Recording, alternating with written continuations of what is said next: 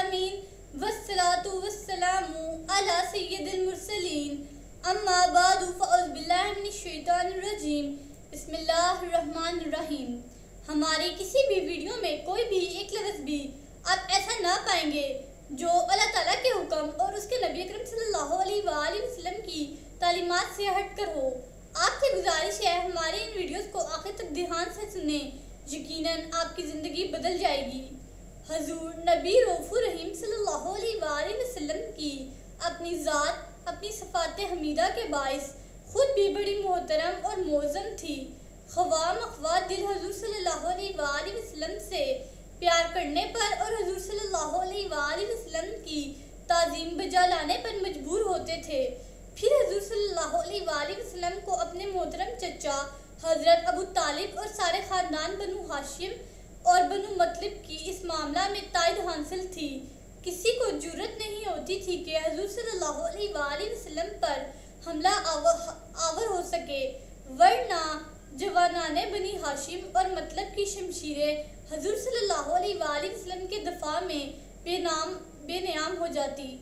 لیکن آپ نے مطالعہ فرمایا، اس شخصی عظمت اور خاندانی ستوت کے باوجود مشرکین مکہ حضور صلی اللہ علیہ وآلہ وسلم کو کس طرح ستایا کرتے تھے۔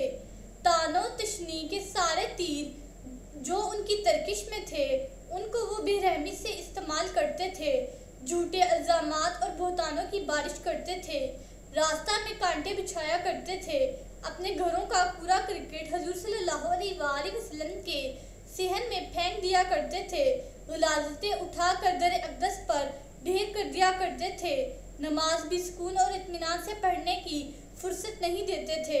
اللہ تعالیٰ اگر اپنی خصوصی مہربانی سے اپنے حبیب کی حفاظت کا اہتمام نہ فرماتا تو ابو جہل اور ابو لہب کے ارادے تو بڑے ہی خطرناک تھے۔ جب حضور صلی اللہ علیہ وآلہ وسلم سے ان کا یہ معاملہ تھا، جو لوگ حضور صلی اللہ علیہ وآلہ وسلم پر ایمان لائے تھے ان کے ساتھ ان کے جور و ستم کا کیا عالم ہوگا۔ اگر ان کا بس چلتا تو وہ ان صحابہ کو بھی اپنے ظلم کا ہدف بنانے سے باز نہ آتے جو اپنے خاندان اور معاشرہ میں بڑے باعزت مقام کے مالک تھے۔ حضرت صدیق اکبر رضی اللہ تعالیٰ عنہ نے جب حرم شریف میں بلند آواز سے قرآن کریم کی تلاوت شروع کی تو کافروں نے آپ کو اس قدر مارا کہ آپ بے ہوش ہو کر گر پڑے، اور اسی غشی کی حالت میں آپ کو گھر اٹھا کر لایا گیا اور کئی پہر گزرنے کے بعد آپ کو ہوش آیا۔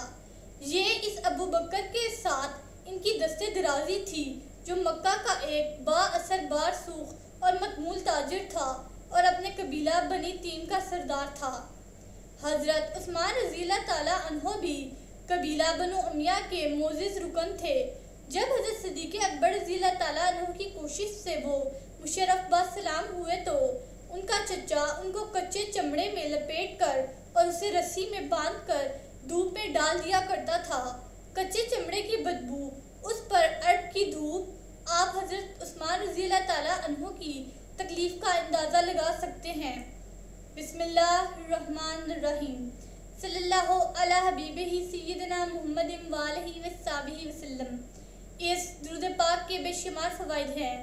اس درود پاک کو کثرت سے پڑھنے والے کو دین و دنیا میں کسی چیز کی کمی نہیں رہتی، سکون قلب کی دولت سے مالا مال ہو جاتا ہے، دشمن دوست بن جاتا ہے۔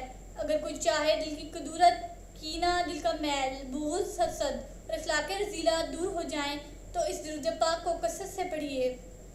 This درود has numerous benefits.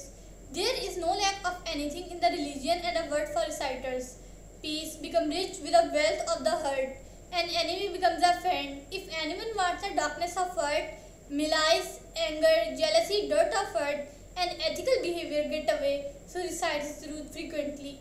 سیدنا امام زین العابدین رضی اللہ تعالیٰ عنہ نے فرمایا، اہل سنت و جماعت کی علامت اللہ تعالیٰ کے پیارے رسول صلی اللہ علیہ وآلہ وسلم پر درود پاک کی کثرت کرنا ہے۔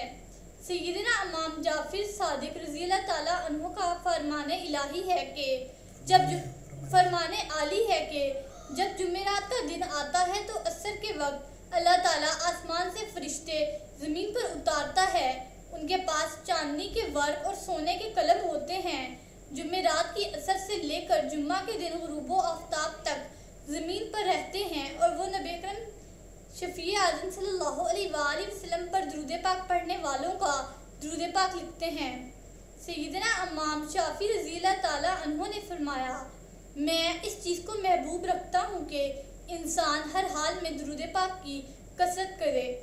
حضرت ابن نعمان رحمۃ اللہ علیہ نے فرمایا کہ اہل علم کا اس پر اجماع یعنی اتفاق ہے کہ رسول اکرم نبی محترم صلی اللہ علیہ وآلہ وسلم پر درود پاک پڑھنا سب عملوں سے افضل ہے اور اس سے انسان دنیا میں بھی اور آخرت میں بھی کامیابیاں حاصل کر لیتا ہے۔